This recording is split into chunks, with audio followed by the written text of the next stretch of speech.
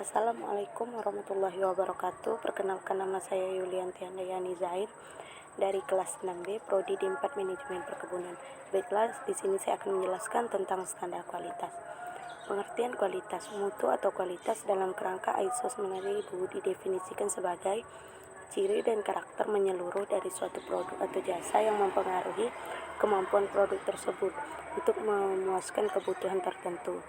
Hal ini berarti bahwa kita harus dapat mengidentifikasikan ciri dan karakter produk yang berhubungan dengan mutu dan kemudian membuat suatu dasar tolak ukur dan cara pengendaliannya.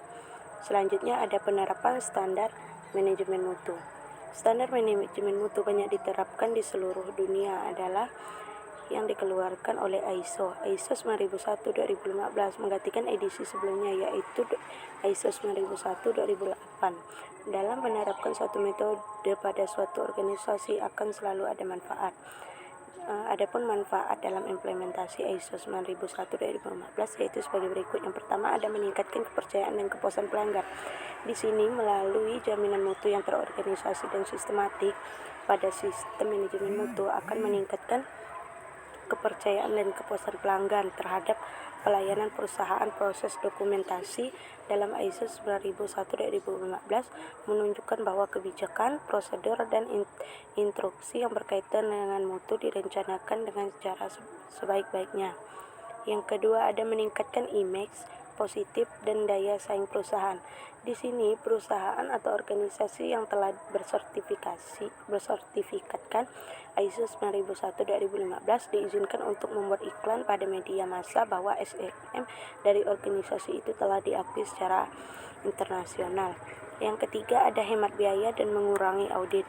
Di sini, audit SMM dari suatu organisasi yang telah memperoleh sertifikat ISO 9001-2015 dilakukan secara periodik dari lembaga registrasi, sehingga pelanggan tidak perlu melakukan audit sistem manajemen mutu. Yang keempat, ada meningkatkan mutu dan produktivitas perusahaan, di mana melalui kerjasama dan komunikasi yang lebih baik dan sistem pengendalian yang konsisten maka akan meningkatkan mutu perusahaan. Yang kelima, ada mengelola manajemen perusahaan dan standar internasional, yaitu dengan adanya SMM, maka perusahaan akan mengatur dan memberikan pelatihan secara sistematik pada semua karyawan serta manajer organisasi melalui prosedur dan interaksi yang terintegritas. Yang terakhir, ada mengelola manajemen risiko perusahaan, di mana dengan adanya implementasi standar manajemen mutu maka akan memudahkan perusahaan dalam mengidentifikasi, mengelola, memonitor, dan mengurangi terjadinya risiko dalam bisnis. Baiklah, yang selanjutnya ada standar kualitas internasional. Kualitas secara global sangat penting sehingga dunia bersatu menciptakan kualitas. ISO 9000 adalah kumpulan standar untuk sistem manajemen mutu atau SMM. ISO 9000 yang dirumuskan oleh TC 176 ISO, yaitu organisasi internasional di bidang standarisasi. ISO 9000 pertama kali dikeluarkan pada tahun 1987 oleh International Organization for Standardization bersertifikat ISO 9000. Suatu organisasi harus melalui proses selama 9 hingga 18 bulan yang mencakup dokumentasi prosedur kualitas, penilaian pelanggan, dan serangkaian audit yang terus berjalan terhadap produk atau jasa yang dihasilkannya. Selanjutnya ada manfaat ISO 9000. Manfaat ISO 9000 ini dilihat dari aspek konsisten pelaksanaan dan pengawasan, yaitu ada memberikan pendekatan praktik yang sistematis untuk manajemen mutu.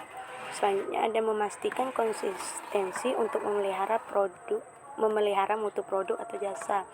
Yang ketiga, ada menetapkan kerangka kerja untuk proses peningkatan mutu lebih lanjut dengan membakukan proses guna memastikan konsistensi dan mampu menelusuri serta meningkatkan hubungan antar fungsi yang mempengaruhi mutu.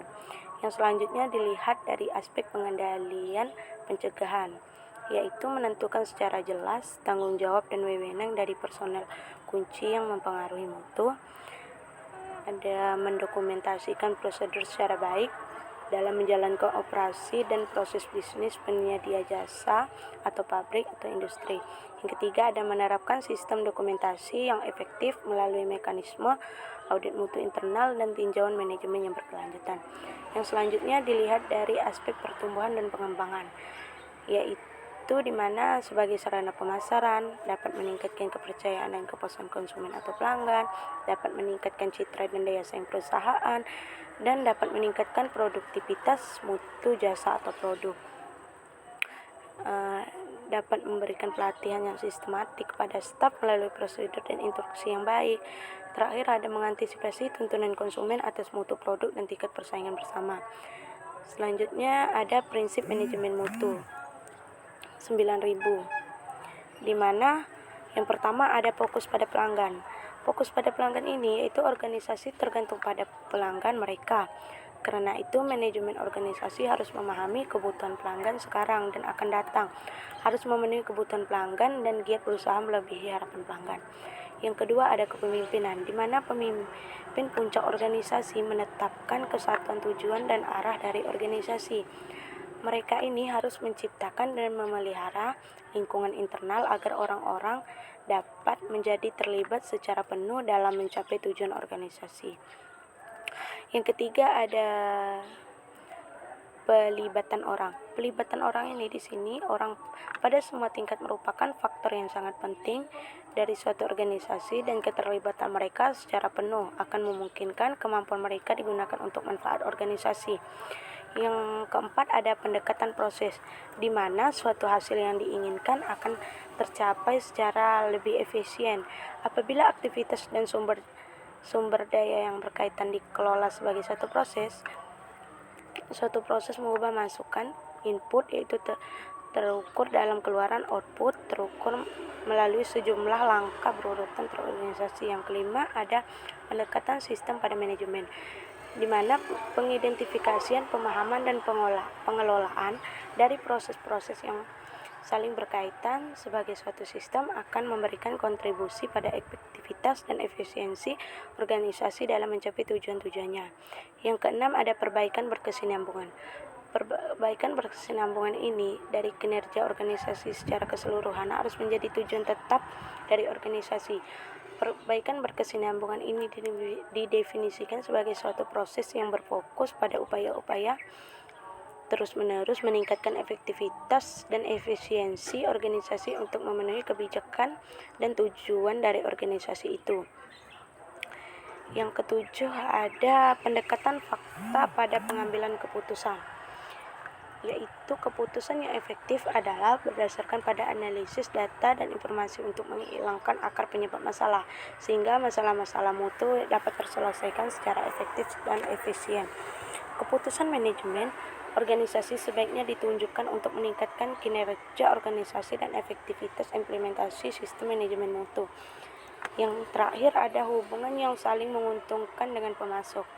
Itu suatu organisasi dan pemasok adalah saling tergantung, dan suatu hubungan yang saling menguntungkan akan meningkatkan kemampuan bersama dalam menciptakan nilai tambah. ISO memperbarui standar pada tahun 2000 menjadi lebih seperti sistem manajemen kualitas yang terperinci dan disebut ISO 9001, yaitu 2000. Baiklah, sekian presentasi dari saya.